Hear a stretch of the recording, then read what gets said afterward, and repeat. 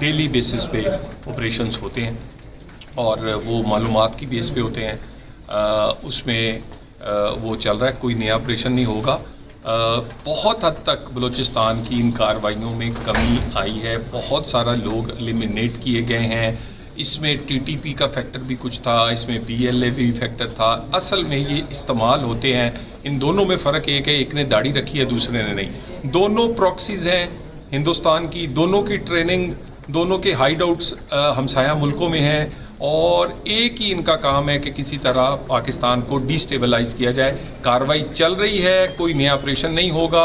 जो मौजूदा कार्रवाई है उसी से हम बेहतर नताइज हर आने वाले दिन के साथ आ रहे हैं। मुल्क की सियासत की बात हो रही थी, बानी पीटीआई के बेटे जो हैं वो कोई तहरीक को लीड करने आ रहे हैं, तो इस पर क्या कहते हैं? बेटे आ रहे हैं, उन्हें चाहिए बेटी को भी साथ लेकर आए, सारे बच्चों को आना चाहिए। और एक सवाल पाकिस्तानियों के लिए और है, क्या उनके बच्चे पाकिस्तानी शहरी हैं कि नहीं हैं? अगर नहीं हैं तो पाकिस्तान में सियासत करने वाला, पाकिस्तान में वज़ीर आज़म बनने वाले ने अपने बच्चों को शरीयत भी नहीं लेके दी।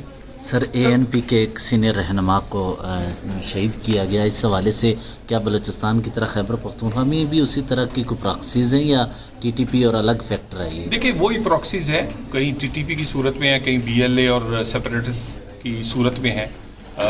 हम सूबाई हुकूमत के साथ मिलके इस पे बिल्कुल काम कर रहे हैं और हम गुजारिश करते हैं सूबाई हुकूमत से कि वो ज़्यादा से ज़्यादा अपने रिसोर्सेज काउंटर टेररिज्म की ड्राइव पर लगाए।